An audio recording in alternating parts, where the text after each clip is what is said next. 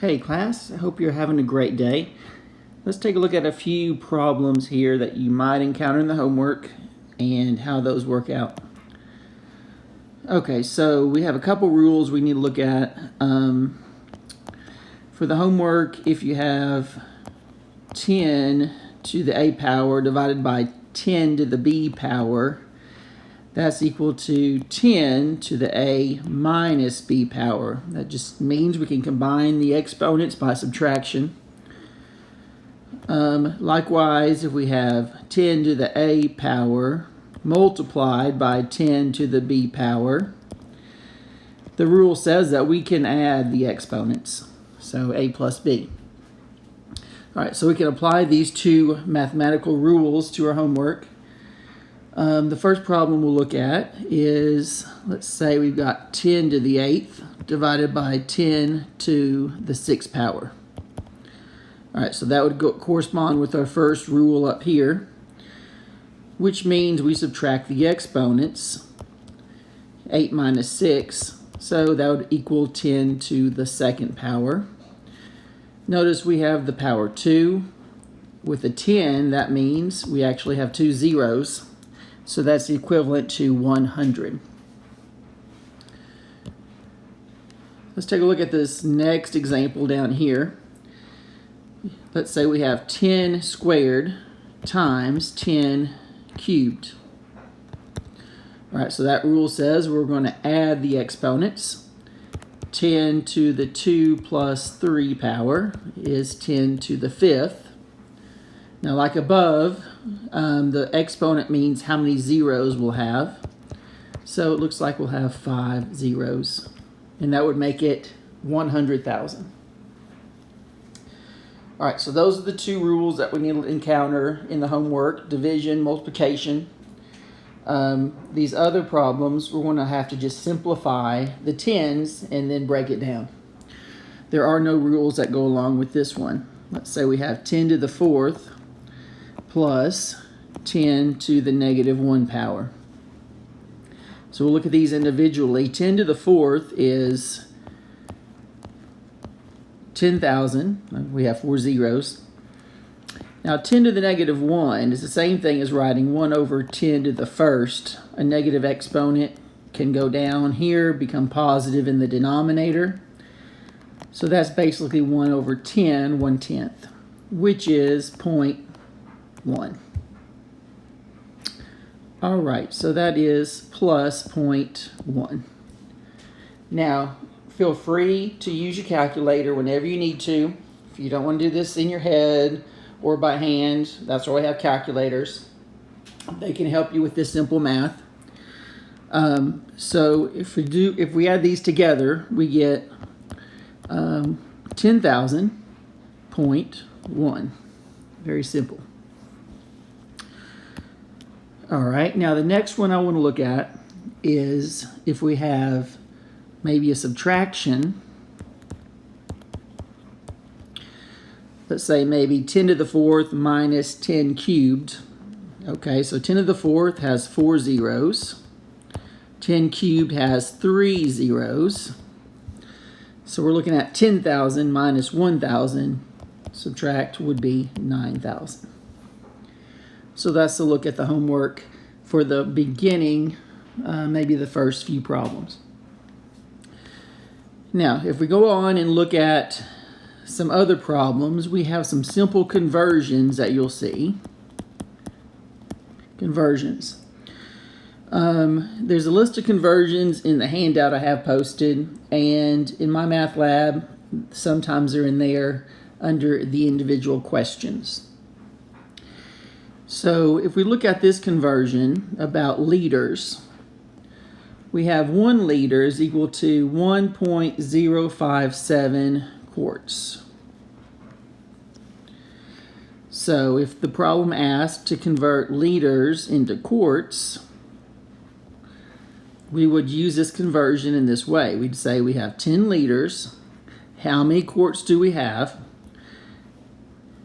So I like to set up a little fraction with the conversions. Now I want the liters to cancel out, so I have quarts. So I'm going to put this liter on the bottom. And I know 1 liter is 1.057 quarts. So because these liters cancel out, they divide out, we're left with just the quart symbol, and that would be our conversion. So it's multiply 10 by 1.057, that's 10.57 quarts. All right, so that's how those conversions work out. Try to set up a little fraction like I did here. That should help you out. All right, let's take a look at another problem. Let's say we want to find the average speed in miles per hour, but we're given the time. It says we travel 1 mile in 17 minutes. 1 mile in 17 minutes. Convert that to miles per hour. All right, so we're going to start off with what we have. Okay, 1 mile divided by 17 minutes. All right, so now keep in mind what we want. We want miles per hour. Right now I have miles on top, just like it is up here, so that's checking out. Now I need hours. Okay, so I need to get rid of these minutes. And I know that there are 60 minutes in 1 hour. So if I set up my conversion like this, the minutes will divide out. I'm left with what? Miles per hour. So you multiply across, that's 1 times 60, that's 60. Miles is a unit. And then multiply across on the bottom, 17 times 1 is just 17, and the units are hours. So you see we have what we're looking for, miles per hour. Go to your calculator, that's about 3.5 miles per hour. Now you can do the same thing, feet per second. So the conversion for that is that we have feet instead of miles. So let's see, feet instead of miles. Oops, let me go back. Where are we here? Here we go.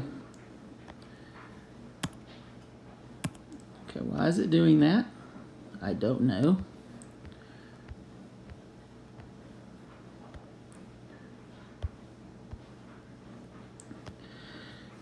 All right, so let's suppose we want to look at feet per second. So we have miles per hour at the moment, but we need feet instead of miles.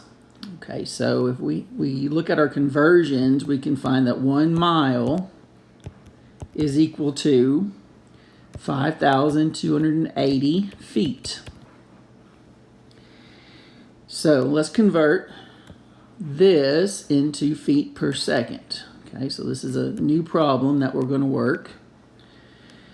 So we know that 1 mile, we have 17 minutes. We're going to multiply by, okay, I want the miles to cancel out, so let me put a mile on the bottom. That'll divide. 1 mile is 5,280 feet. All right, so now if I look at this, I've got feet right here per minute. But I really want feet per second. So let's get rid of that minute and say that 1 minute is equal to 60 seconds. We know that. So now the minutes divide out and we're left with feet per second. So multiply all these across here. So that's equal to 5,280 over, multiply the bottom, 17 times 60 would be 1,020. Divide that in your calculator, you get about 5.2 feet per second. That's how that works out. All right, moving on to one more we'll look at together. It says this utility company charges 10 cents per kilowatt hour. Kilowatt hour. Okay, 10 cents. What is a daily cost of 120 watt light bulb that's running for 15 hours each day? Okay, so what is the cost? So we're going to find money, the amount that it's going to cost to run this light bulb. So we're going to start with our wattage. We have 120 watts.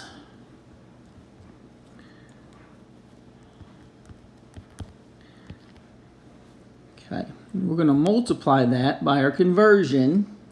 I need kilowatts. So we know by the conversion that 1 kilowatt is equal to 1,000 watts. I just use W for watts.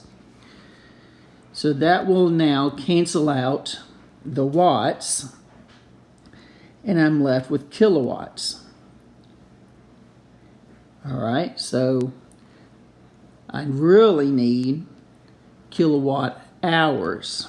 Okay, so this thing is running for 15 hours.